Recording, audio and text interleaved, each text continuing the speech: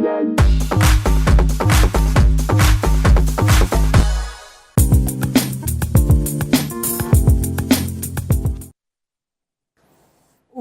that was tough for the Netherlands. 91 after 20 overs, after they won the toss, decided to bat first, and they were jumping and hopping and hurting, with Basteleda taking one on the face in the end. Pakistan have managed to keep them to less than a three-figure score, so it should be the happier team at half-time. On Maruti Suzuki presents ESPN Cricket for T20 Timeout. We'll hear from Urooj, Mumtaz in just a second. Before that, Tom Moody and Robin Uthappa with me. It wasn't easy to watch. Whether you're a fan of Dutch cricket or anything else, it just didn't seem a contest, Tom.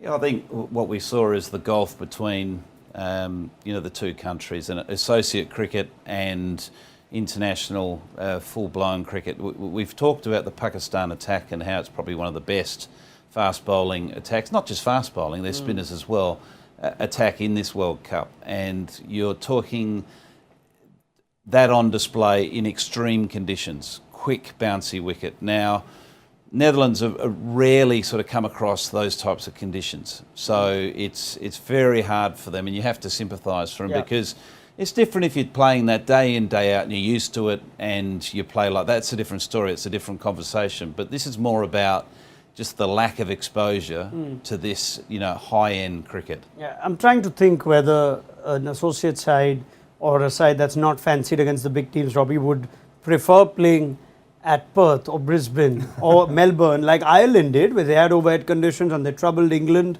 Afghanistan got 5 English wickets at Perth. So is this giving them a better chance to compete, or is this almost cruel that don't put the associate teams up at a place like Perth? Give them, maybe Sydney or something like that. Yeah. No, I don't think so. As in, I think when you're playing a World Cup, you wanna be playing against the best, and you wanna irrespective of any conditions, you want to take up any challenge that comes your way. And I think like Tom said, I think it just speaks about the difference of the quality of cricket between or the exposure to quality of cricket that see a team like the Netherlands have. Yeah. And that's what we saw and witnessed today. Have you ever heard the term khunnas in your time spent in this part of the world? No, it's almost like, this built up aggression that you want to just vent out and take revenge from somewhere. I've heard it now. Yeah, you've heard it now. And I almost feel, Urooj, that I'm sure you're familiar with the word, that the wounded tigers that Pakistan have become after Zimbabwe, they've taken out all that khunnas on the poor Dutch batters today. Yeah, it didn't make for a pleasant viewing, did it? Like you said, just generally for cricket. It's what Pakistan brings to the table. See, we've always been a side that out-bowls oppositions normally because we've got that formidable bowling attack. They hunt in packs with their quick bowlers, and they collectively also bowl really well. So it's the out-batting oppositions there where Pakistan struggles. And I thought it was brilliant. It was something that they lacked against Zimbabwe. It took them about just under 3 overs to realize the length had to be pulled back. And that's where they allowed Zimbabwe to get away. But from today, they were spot on from ball one. They bowled the back of the length delivery. They bowled quick. They executed the Yorkers. And Haris Rauf in particular used a short one to good effect. We may spend a lot of time on Pakistan's paces, and we've done that. We've spoken at length about Shaheen Afridi, who's finally got a wicket in this T20 World Cup. Mohammad Wasim Jr. has just hit the ground running after not featuring at Melbourne. We know all about Haris Rauf and how dangerous he is. But it's so nice that even Shadab Khan doesn't go missing in these sorts of games. There's quality in that leg spinner. Oh, absolutely. I think he's a high quality leg spinner, and not just a leg spinner, but also an all rounder. He bats a bit and is a leader. He plays a leadership role in that group. And we heard multiple nice things about how he plays that role as well. And then you can see on the field he's there. He's taking up that, putting his hand up and stacking up performances day in and day out for Pakistan. All the chat is about the Pacers wanting to go to Perth and wanting to play and have a crack there. If you're a spinner, you wouldn't mind Perth either, Tom? You'd love it if you're Shadab having those fast bowlers and being a spin bowler, because when you're playing a vulnerable side, they're being battered and bruised at one end, and then you're rolling out some nice, slower leg breaks with a clever wrong un. Batsmen lose their head. They're thinking, oh, now it's time to try to score some runs because at the other end I'm fearing for my life. Yeah, sure. It's a bit like the old West Indian team. I remember playing way back in the 80s against the great West Indian sides when you had, young Ian Bishop, or Malcolm Marshall, or Patrick Patterson, this type of pace battery. It just kept on coming at you.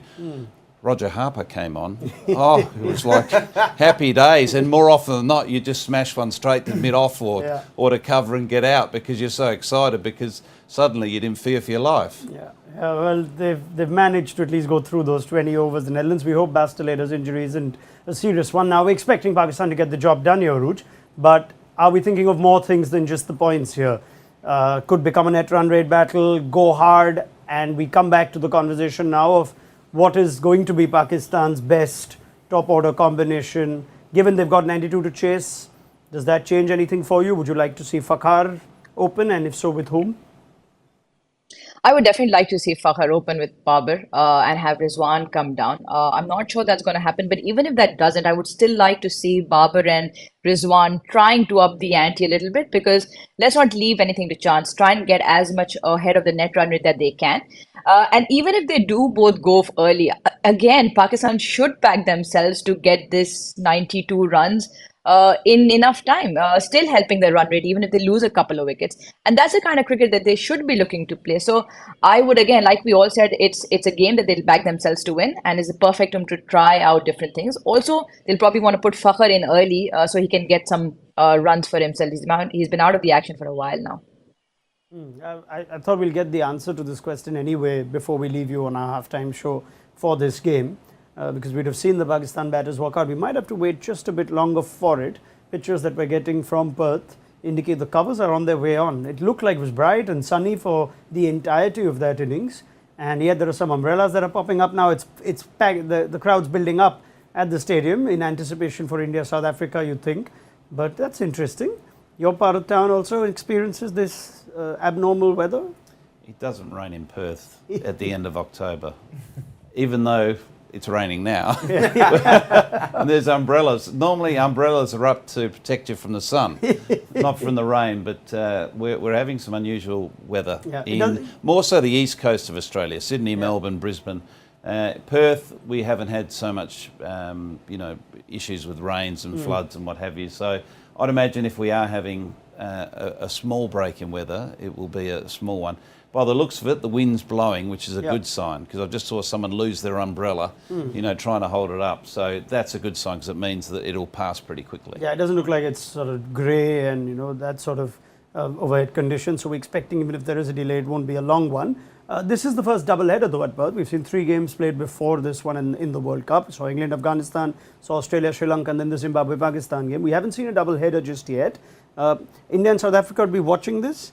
It's going to be the same surface, bit of rain as well right now. We expect it to be quick, because what we saw from Pakistan's bowlers was this has got it's building up to its reputation. Yeah, for sure. I think it's definitely building up to its reputation. I think it's both the teams leave watching.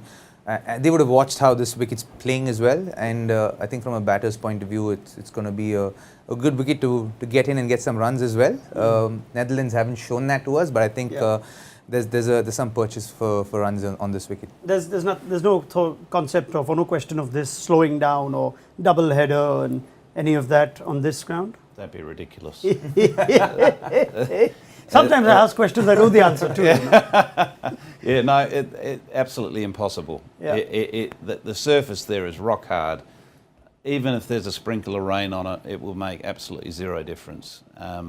So expect a very, very good quick wicket, but good to bat on. As we talked about previously, just around batting in those conditions, it's just about sort of trusting your technique, giving yourself a chance, which we saw in Netherlands. They didn't trust any technique, or maybe they didn't have the technique against that high pace. There is a big gap when it comes to facing bowlers that are around that 130. You can feel your technique sound. As soon as it gets into the high 140s, suddenly things can go awry with your technique.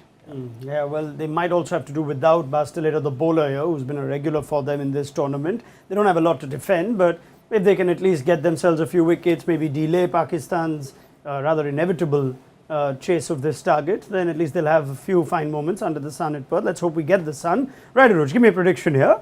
Surely it's a 92 without loss, or a 92 for 1 in 10 overs, and not 90 for 6 or 7 in the 17th. I mean, even if it's 92 for 6, as long as they get their run rate going, don't really mind that. But I don't reckon they'll lose more than a couple of wickets here. I think it looks like Babar and Rizwan. Yeah, they haven't changed it yet. Yeah. Not yet. Not yet. And we'll never find out who comes at 3 today or 4, or will we? Tom Moody, easy win?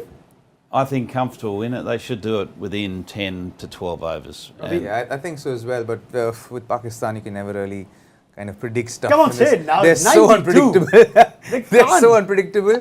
Now I won't bet on them. No, oh my word. Okay, it's 92. It's Pakistan's year. It's Pakistan's number. 92, they're going to get this. Don't worry about it. We'll pick up the chat once they do with Urooj, Mumtaz, Tom Moody and Robin Uthappa. We will also build up to India v South Africa, which is the main course of the day. So join us then on Maruti Suzuki Presents ESPN Cricket for T20 Timeout.